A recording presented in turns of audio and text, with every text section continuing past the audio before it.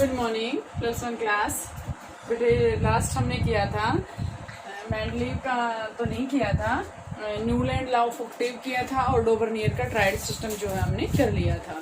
तो बेटा periodic table जो है एक साइंटिस्ट ने से नहीं हुई थी, तो नेक्स्ट जो साइंटिस्ट आया था उसने जो है इसको और आगे फर्दर स्टडी किया था।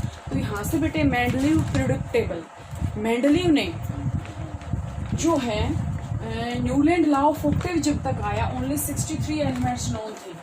63 elements are known according to the Newland law of octave. अब मेंडलीव ने क्या किया, उन्हीं 63 एलिमेंट्स को पहले तो अरेंज किया। मेंडलीव की मेन ही ये है कि पहले तो उसने उसको अरेंज किया, और मेन इसके अंदर जो पॉइंट नोट करने का है वो ये है कि इसके अंदर जो मेंडलीव पीरियोडिक टेबल के बेस किसके ऊपर है, तो बेस है कि उसने एलिमेंट्स को इंक्रीजिंग एटॉमिक वेट के अकॉर्डिंग अरेंज किया। इंक्रीजिंग एटॉमिक वेट के अकॉर्डिंग उसने अरेंज किया। ठीक है, 10th क्लास में भी था ना मॉडर्न पीरियोडिक टेबल क्या थी, मॉडर्न पीरियोडिक लॉ क्या था, तो वो तो कल आएगा। तो जो मेंडलीव का पीरियोडिक टेबल आई, सबसे पहले तो उसमें यही पॉइंट है कि 63 एलिमेंट्स को उसने जो है अरेंज कर दिया according to increasing atomic weight. और फिर क्या किया, उसने जो भी अपनी टेबल बनाई ना, जो उसने टेबल बनाई, यहाँ से अगर हम ये कहें कि ये मेंडलीव ने टेबल बनाई, अब 63 एलिमेंट्स को तो उसने इंक्रीजिंग एटॉमिक वेट के अकॉर्डिंग जो है अरेंज कर दिया, लेकिन उसने जो है कुछ एक एलिमेंट्स का गैप छोड़ दिया। गैप क्यों छोड़ा, क्योंकि उसने जो है अननोन एलिमेंट्स का गैप छोड़ दिया। अननोन एलिमेंट्स जो तभी तक डिस्कवरी भी नहीं हुई थी, जिनके एग्जिस्ट भी नहीं कर रहे थे, तो उन एलिमेंट्स के लिए उसने स्पेस छोड़ दिया था ताकि जो पीरियोडिक टेबल बने वो कंप्लीट हो जाए। ठीक है, तो यहाँ से बेटा 63 एलिमेंट्स को तो उसने क्या किया, अरेंज किया, और according to the increasing atomic weight के अकॉर्डिंग उसने अरेंज किया। और उसने उसकी मेन ही ये थी कि उसने अपनी पीरियोडिक टेबल के अंदर गैप छोड़ा था कि ताकि वो उसको कर सके, आगे जो फर्दर स्टडी उसके बारे में हो सके। तो बेटा मॉडर्न मेंडलीव पीरियोडिक टेबल के अकॉर्डिंग आपके पास क्या आता है, वर्टिकल कॉलम। वर्टिकल कॉलम क्या होती है, ये ऐसे। ठीक है, वर्टिकल कॉलम जो होते हैं उसको बोलते हैं हम ग्रुप्स, और जो हॉरिजॉन्टल लाइन होती है उसको बोलते हैं हम periods. Vertical column is groups and horizontal lines are periods. अब आपके पास यहाँ से आता बेटे फर्स्ट पीरियड में उसने क्या नोट किया, क्या डाला उसने, तो फर्स्ट पीरियड के अंदर उसने हाइड्रोजन और हीलियम को ही डाला। अब जैसे आपके पास है मॉडर्न पीरियोडिक टेबल है, हाइड्रोजन की और हीलियम की कहीं भी प्रॉपर्टीज मैच नहीं हो रही, इसी वजह से तो उसकी लिमिटेशन आई थी, ये लिमिटेशन थी उसकी। तो उसने क्या किया कि फर्स्ट पीरियड के अंदर हाइड्रोजन और हीलियम डाल दिया उसने, और उसने क्या बताया उसको कि ये जो है सबसे शॉर्टेस्ट पीरियड है, सबसे शॉर्टेस्ट पीरियड फर्स्ट पीरियड था। सेकेंड और थर्ड में उसने क्या डाला बेटे, 8 एलिमेंट्स को डाल दिया। 8 एलिमेंट्स कहाँ से, सेकेंड में था लिथियम 2 नियोन, और थर्ड में था सोडियम 2 आर्गन, सोडियम 2 आर्गन। इसके बाद फोर्थ और फिफ्थ ग्रुप जो है लॉन्ग ग्रुप था। लॉन्ग ग्रुप इसके कंपैरिजन में था, अदरवाइज तो इससे और भी लॉन्ग आएंगे। इसमें लॉन्ग ग्रुप था, 18 एलिमेंट्स को इसने स्टडी किया। इसमें सोडियम पोटेशियम से क्रिप्टॉन और रुबिडियम से जिनोन, इन एलिमेंट्स को इसने इस ग्रुप में रखा।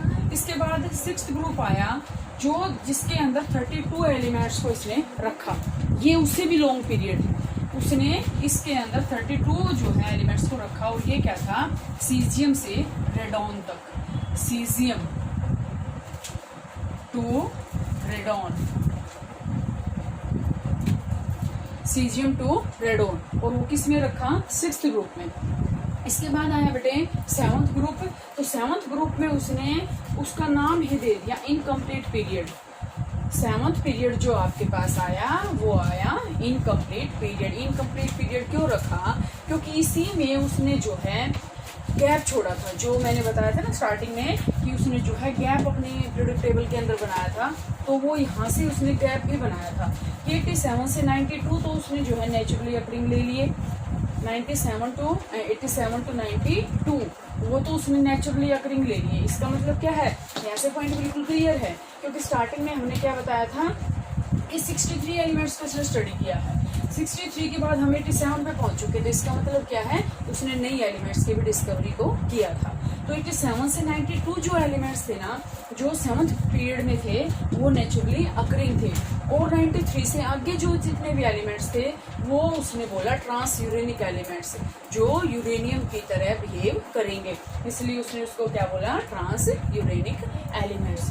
तो बेटा यहाँ से आपको ये जरूर याद करना, vertical column group, horizontal line, periods according to Mendeleev periodic table. और इसकी मेन पहचान क्या है कि इंक्रीजिंग एटॉमिक वेट के अकॉर्डिंग उसने इसको अरेंज किया था।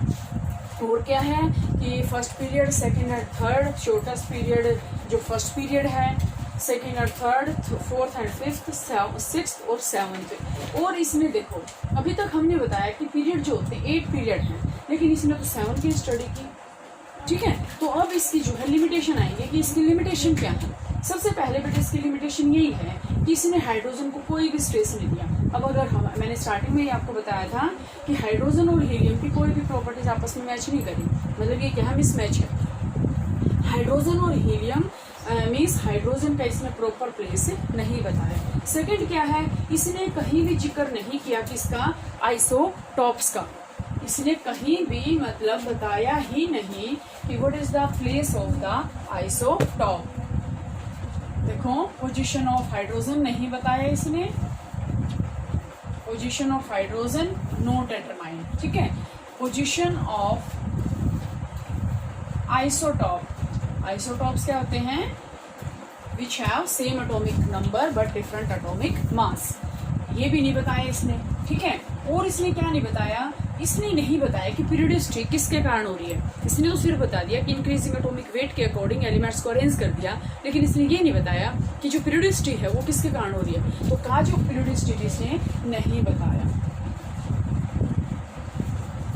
काज ऑफ पीरियोडिसिटी कि जो पीरियोडिसिटी है वो किसके कारण हो रही है। और नहीं क्या नहीं बताया बेटे, इसने कोई भी सेपरेशन नहीं किया, इसने separation between metals and non metals, metals और नॉन मेटल्स के बीच में कोई भी इसने सेपरेशन नहीं बताया। जैसे आगे हम मॉडर्न पीरियोडिक टेबल पढ़ेंगे तो उसमें हम ये बताएंगे यहाँ मेटल्स हैं, यहाँ नॉन मेटल्स हैं, उसके बीच में जो प्रॉपर्टीज शो कर रही हैं वो क्या कर रही हैं, मेटलॉइड्स।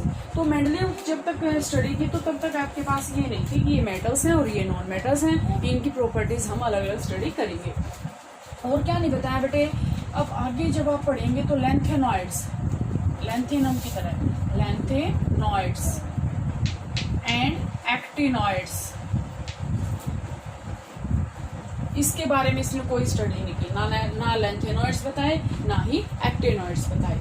इसके बाद अभी मैंने बताया था ग्रुप 7 तक तो स्टडी कर लिया, और इसने ग्रुप 8 जो है वो नहीं बताया, ठीक है। ग्रुप 8 इसने स्टडी ही नहीं किया।